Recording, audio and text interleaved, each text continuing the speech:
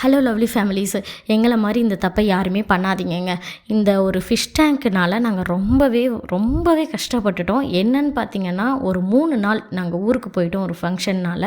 என்ன தான் வந்து ஆட்டோமேட்டிக்காக ஃபுட்டு விழுகிற மாதிரி நாங்கள் பண்ணி வச்சுட்டு போயிருந்தாலும், நாங்கள் வந்து பார்த்தா எங்கள் ஃபிஷ் டேங்க்கில் இருந்த ஃபுல்லாக எல்லா ஃபிஷ்ஷுமே செத்து கிடந்தது. கண்டிப்பாக எங்களுக்கு ரொம்ப கஷ்டமாக இருந்தது. என்ன தான் டெக்னாலஜி யூஸ் பண்ணி நான் ஃபுட்டு ஆட்டோமேட்டிக்காக வைக்கிற மாதிரிலாம் வச்சுட்டு போனாலும், ஏதோ ஒரு மீனுக்கு வந்து ஸ்லீப்பிங் டிசீஸ் அப்படிங்கிற மாதிரி வந்துருச்சு. அதிலிருந்து அந்த ஒரு மீன் செத்த உடனே அடுத்தடுத்த நாளில் வந்து மொத்த மீனுமே செத்து அப்படியே மேலே மிதந்துக்கிட்டு கிடந்தது. அதை பார்த்தோன்னே எங்களுக்கு வீடியோ எடுக்கிற மைண்டு கூட இல்லை. ரொம்ப எங்களுக்கு கிட்டத்தட்ட 1 வருஷமாக வளர்த்த மீனுங்கள் வந்து இப்படி செத்து கிடக்குதே அப்படின்னு நாங்கள் ரொம்பவே வருத்தப்பட்டுட்டோம்.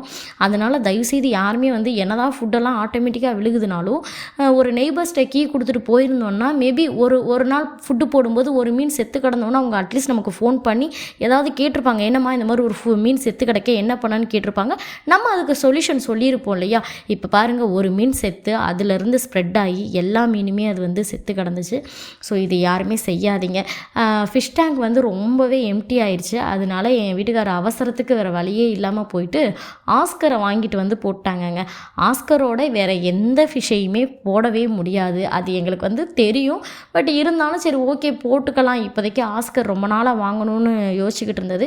இந்த டைம் மீனும் எல்லா ஃபிஷ்ஷும் செத்ததுனால சரி ஓகே இந்த தடவை ஆஸ்கர் போட்டுருவோன்னு சொல்லிட்டு எங்கள் ஃபிஷ் டேங்க்கில் வந்துட்டு ஆஸ்கர் போட்டுட்டோம். ஆனால் எனக்கு அது பர்சனலாக விருப்பமே இல்லை. ஏன்னா என்னோடய ஃபிஷ் டேங்க்கில் வந்து டெட்ரா, ஏஞ்சல், கொய்யி இந்த மாதிரி நிறையா மீன் நீங்கள் ஆல்ரெடி பழைய வீடியோவில் பார்த்துருந்தீங்கன்னா தெரிஞ்சிருக்கும்.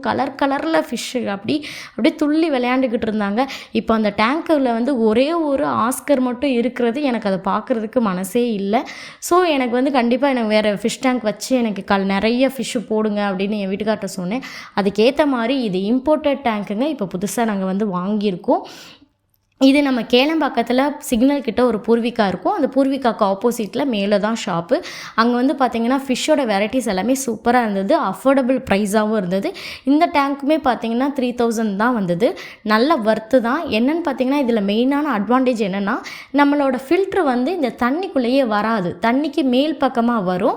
ஸோ இதில் என்ன ஒரு ப்ளஸ்ன்னு சொன்னேன் இல்லையா, இந்த நமக்கு கரண்ட்டு இந்த மாதிரி ப்ராப்ளம் வரும்போது, கரண்ட் ஆஃப் ஆகிட்டு வரும்போது, வோல்டேஜ் கம்மியாக வந்துட்டு வரும்போது அந்த ஃபில்டரோட டஸ்ட்டு வந்து கலங்காது.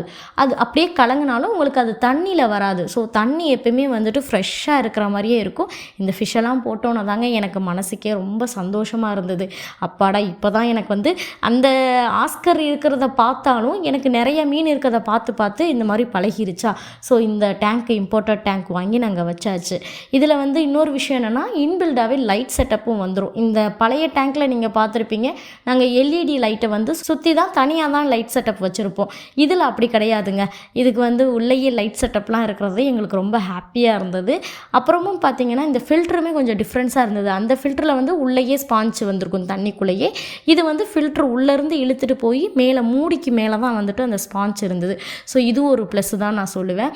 நல்லா இருந்தது. இது வந்து சின்ன ஒரு 1 அடி 1.5 அடியில் இருக்குது. இதிலே பார்த்திங்கன்னா 3 அடி 4 அடி 5 அடி வரைக்கும் இருக்குது. பட் அதுக்கேற்ற ப்ரைஸ் எல்லாம் இருக்குது. வேணுங்கிறவங்க வந்து கேளம்பாக்கம் சிக்னல் பூர்விகா ஆப்போசிட்டில் போய் செக் பண்ணி பாருங்கள்.